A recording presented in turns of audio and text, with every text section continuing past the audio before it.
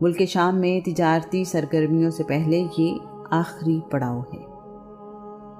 یہاں ایک بہت بڑا درخت ہے جس کی ٹھنڈی چھاؤں مکہ سے آنے والوں کو اپنی آغوش میں لے لیتی ہے۔ اس کے قریب ہی ایک عیسائی راہب بھی رہتا ہے۔ یہ جگہ صدیوں سے عیسائی راہبوں کے پاس ہے۔ ایک راہب وفات پاتا ہے تو اس کی جگہ کوئی دوسرا یہاں آ کر رہنے لگتا ہے۔ عیسائی راہبوں کے یہاں رہنے کی بنیادی وجہ یہ ہے کہ ان کے علم کے مطابق اس کائنات کے آخری نبی کو یہاں سے گزرنا ہے۔ یہاں رہنے والا راہب آنے جانے والے قافلوں کو دیکھتا رہتا ہے اور آخری نبی کا انتظار کرتا ہے۔ اس زمانے میں یہاں رہنے والے راہب کا نام جرجیس ہے، لیکن وہ بحیرہ کے نام سے مشہور ہے۔ بحیرہ سریانی زبان کا لفظ ہے۔ بحیرہ کے معنی ہیں بے حد دانشمند، علم والا۔ بحیرہ ایک مدت سے یہاں رہائش پذیر ہے۔ اس نے بے شمار عرب قافلے یہاں سے گزرتے اور ٹھہرتے دیکھے ہیں۔ اسے یقین ہے کہ آخری نبی کے آنے کا زمانہ قریب ہے، شاید وہ اپنی زندگی میں ان سے مل سکے۔ اس بار عرب تاجروں کا جو قافلہ بصرہ آیا ہے وہ پہلے تمام قافلوں سے مختلف ہے۔ بحیرہ نے کچھ غیر معمولی چیزیں دیکھی ہیں۔ اس کا خیال اسے مجبور کر رہا ہے کہ وہ دیکھے کہ ایسا کیوں ہے۔ بحیرہ نے عرب تاجروں سے کہا ہے کہ میں آپ لوگوں کو کھانے کی ضیافت دینا چاہتا ہوں۔ آپ سب لوگ میرے مہمان ہیں۔ یہ بھی درخواست ہے کہ آپ کے قافلے میں شامل تمام لوگ آئیں۔ عرب کے تاجر تو مسافر ہیں، انہیں اچھا لگا اور دعوت قبول کر لی ہے۔ یہ بھی سوچ رہے ہیں کہ ہم تو یہاں پہلے بھی کئی بار آ چکے ہیں، لیکن راہب نے کبھی ہمیں دعوت پر نہیں بلایا۔ عرب تاجر کھانا کھانے کے لیے بحیرہ راہب کی دعوت میں پہنچے ہیں۔ بحیرہ راہب نے سب لوگوں سے فردن فردن ملاقات کی ہے۔ بحیرہ جو ڈھونڈ رہا ہے وہ اسے نظر نہیں آیا۔ جن لوگوں سے اب تک وہ مل چکا ہے ان میں کچھ غیر معمولی نہیں ہے۔ اسے حیرت ہے کہ ایک دن پہلے جو اس نے دیکھا تھا وہ آج کیوں نہیں ہے۔ اسے یقین ہے کہ اس کی آنکھیں دھوکہ نہیں کھا رہی۔ مجھے یہاں رہتے ہوئے ایک زمانہ گزر گیا ہے، میں نے کبھی ایسی غیر معمولی چیزیں نہیں دیکھی جو کل اس عرب قافلے کے آتے ہوئے دیکھی ہیں۔ آخر وہ کون ہے جو مجھے ابھی تک نظر نہیں آیا؟ بحیرہ نے عرب تاجروں سے پوچھا، کیا تمہارے قافلے میں شامل سب لوگ یہاں آ گئے ہیں؟ عرب تاجر کہنے لگے، ایک بچہ بھی ہمارے ساتھ ہے جو یہاں نہیں آیا، ہم اسے اپنے سامان کی دیکھ بھال کے لیے چھوڑ آئے ہیں۔ بحیرہ نے خواہش ظاہر کی اور کہا، اس بچے کو بھی میری دعوت میں لے آئیں۔ میں چاہتا ہوں کہ آپ کے قافلے میں شامل سب لوگ میرے مہمان بنے۔ ہوا کچھ یوں کہ جب ان تاجروں کا قافلہ اس پڑاؤ کی طرف بڑھ رہا تھا تو بحیرہ نے دیکھا کہ بادل کا ایک ٹکڑا ان لوگوں پر سایہ کیے ہوئے ہے۔ جیسے جیسے یہ قافلہ آگے بڑھ رہا ہے بادل کا ٹکڑا بھی آگے بڑھ رہا ہے۔ بحیرہ ایک مدت سے یہاں آباد ہے، اس نے ایسا کبھی نہیں دیکھا۔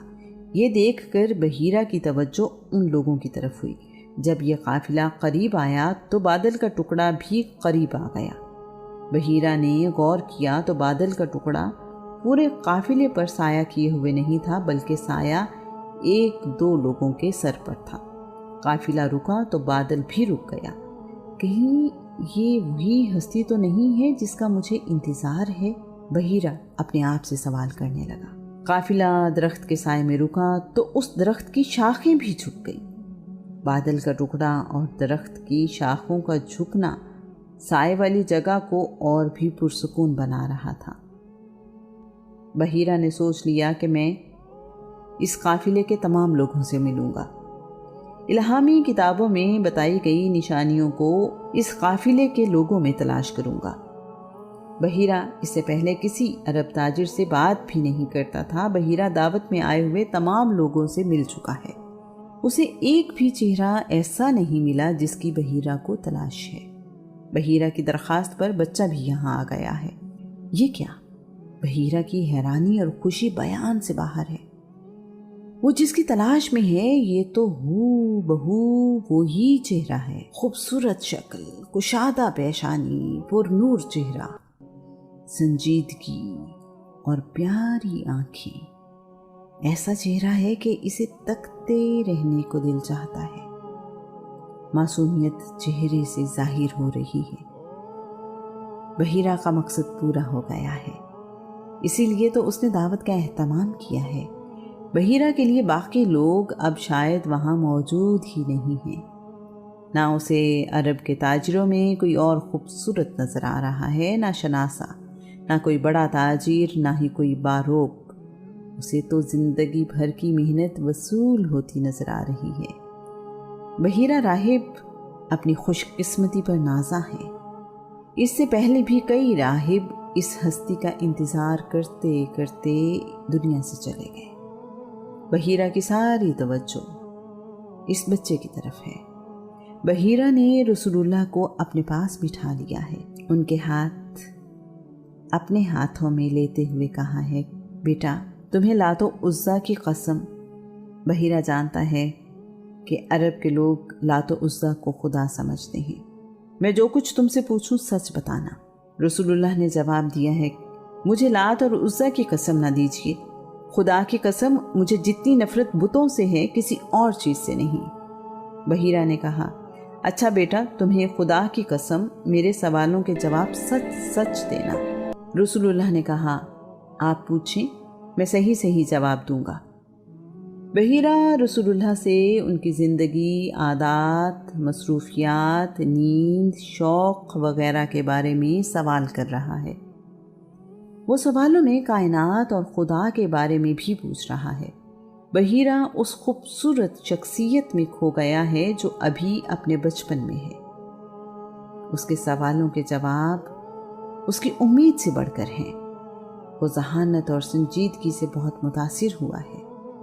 جب بحیرہ کے خیال میں ساری نشانیاں پوری ہو گئیں تو اس نے رسول اللہ سے کہا ہے کہ میں تمہارے کندھے اور گردن دیکھنا چاہتا ہوں۔ بحیرہ نے جب رسول اللہ کے کندھوں کے درمیان نبوت کی نشانی بھی دیکھ لی تو ابی طالب سے پوچھا، آپ کا اس بچے سے کیا رشتہ ہے؟ ابی طالب نے کہا، یہ میرا بیٹا ہے۔ بحیرہ کی تسلی نہیں ہوئی۔ اس کا علم اور الہامی کتابیں تو کچھ اور بتا رہی ہیں۔ اس نے ابی طالب سے کہا، میرا علم تو مجھے کچھ اور بتاتا ہے۔ ابی طالب بولے، تمہارا علم تمہیں کیا بتاتا ہے؟ بحیرہ نے کہا، اس بچے کو یتیم ہونا چاہیے۔ ابی طالب نے کہا، تم ٹھیک کہتے ہو، یہ میرا بھتیجا ہے اور میرا بھائی وفات پا چکا ہے۔ بحیرہ نے فوراً پوچھا، تمہارے بھائی کی وفات کب ہوئی؟ ابی طالب کہنے لگے، میرا بھائی اپنے بیٹے کے پیدا ہونے سے پہلے ہی فوت ہو گیا تھا۔ بحیرہ کی آنکھوں کی چمک بتا رہی ہے کہ جس ہستی کے لیے وہ یہاں رہتا ہے یہ وہی ہستی ہے۔ بحیرہ نے ابی طالب سے کہا، میں نے جو خوبیاں اور نشانیاں آپ کے بھتیجے میں دیکھی ہیں وہ اس کائنات کے آخری نبی کی نشانیاں ہیں۔ میں نے بادل کو اس کے سر پر سایہ کرتے اور ساتھ چلتے دیکھا ہے۔ اس کا چہرہ وہی ہے جو الہامی کتابوں اور نبیوں نے بیان کیا ہے۔ میرا مشورہ ہے کہ آپ اسے جلد سے جلد مکہ واپس لے جائیں، ایسا نہ ہو کہ یہودی اس کو پہچان لیں اور نقصان پہنچائیں۔ اگر انہوں نے وہ دیکھ لیا جو میں نے دیکھا ہے تو وہ ضرور اسے نقصان پہنچانے کی کوشش کریں گے۔ اس کا زمانہ قریب ہے میں بتایا جا چکا ہے کہ رسول اللہ کے والد عبداللہ کو شام میں یہودیوں نے پہچان لیا تھا کہ یہ آخری نبی کے والد ہیں۔ انہوں نے عبداللہ کو جان سے مارنے کی کوشش بھی کی تھی۔ بحیرہ راہب کا رسول اللہ کے بارے میں یہودیوں کی طرف سے نقصان پہنچانے کا ڈر بے وجہ نہیں ہے۔ باتیں کرتے کرتے اس کی نظر روم سے آنے والے لوگوں پر پڑی ہے۔ اس نے ان لوگوں سے پوچھا ہے، تم لوگ کس لیے یہاں آئے ہو؟ انہوں نے کہا ہے، ہم اس نبی کی تلاش میں نکلے ہیں جس کی خوشخبری تورات اور انجیل میں دی گئی ہے۔ ہمیں پتہ چلا ہے کہ وہ اس مہینے سفر کے لیے نکلا ہے۔ ہم نے اس کی تلاش میں ہر طرف لوگ بھیجے ہیں۔ اگر وہ ہمیں مل جائے تو ہم اسے قتل کر دیں گے۔ بحیرہ نے ان سے پوچھا، کیا تم میں کوئی زیادہ باخبر آدمی نہیں ہے؟ انہوں نے جواب دیا، ہمیں ساری اطلاع ہے۔ بحیرہ نے ان رومیوں سے کہا، خدا کے بندو، اگر خدا کسی کام کا ارادہ کر لے تو کیا دنیا کی کوئی طاقت اسے روک سکتی ہے؟ وہ بولے، ہرگز نہیں۔ بحیرہ کے سمجھانے سے وہ لوگ اس ارادے سے باز آ گئے اور بحیرہ کے پاس ہی ٹھہر گئے۔ بحیرہ راہب کو انہی لوگوں سے پتہ چلا کہ یہودی آخری نبی کی تلاش میں 7 مختلف راستوں پر انہیں ڈھونڈنے نکلے ہیں۔ قرآن مجید یہودیوں کے رسول اللہ کو پہچاننے کے متعلق کہتا ہے، جنہیں ہم نے کتاب دی وہ بالیقین پہچانتے ہیں کہ یہ سچے نبی ہیں، جس طرح وہ اپنے بیٹوں کو پہچانتے ہیں کہ وہ ان کے اپنے بیٹے ہیں۔ پھر بھی ان کا ایک گروہ جان بوجھ کر حق کو چھپاتا ہے۔ بحیرہ راہب نے خشک روٹی اور زیتون کا تیل رسول اللہ کو پیش کیا ہے۔ بحیرہ راہب اس کے بعد اپنی قیام گاہ کی طرف چلا گیا اور بار بار کہہ رہا ہے، میرا اندازہ درست تھا، آج میرے من کی مراد پوری ہو گئی، میں تو اسی انتظار میں تھا۔ ابی طالب تو ہمیشہ سے ہی اپنے بھتیجے پر جان نثار کرتے ہیں۔ انہوں نے رسول اللہ کو باپ کی طرح چاہا، پالا اور سرپرستی کی ہے۔ ان کے لیے بھتیجا بیٹوں سے زیادہ اہم ہے۔ ان کے اپنے بچے بھوکے سو سکتے ہیں، رسول اللہ کے لیے وہ یہ برداشت نہیں کرتے۔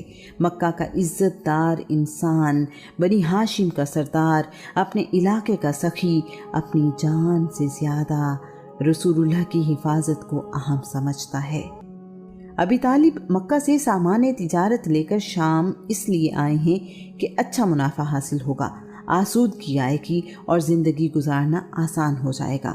طالب بن ابی طالب، عقیل بن ابی طالب اور جعفر بن ابی طالب کا مستقبل اچھا ہوگا۔ ابی طالب نے ایک لمحے کے لیے بھی نہیں سوچا کہ ملک شام آنے کا مقصد کیا ہے۔ انہوں نے 2000 کلومیٹر کا سفر اونٹوں پر کس لیے طے کیا ہے؟ مہینوں کی مسافت کس لیے ہے؟ انہیں تو بس اپنے بھتیجے کی حفاظت کی فکر ہے۔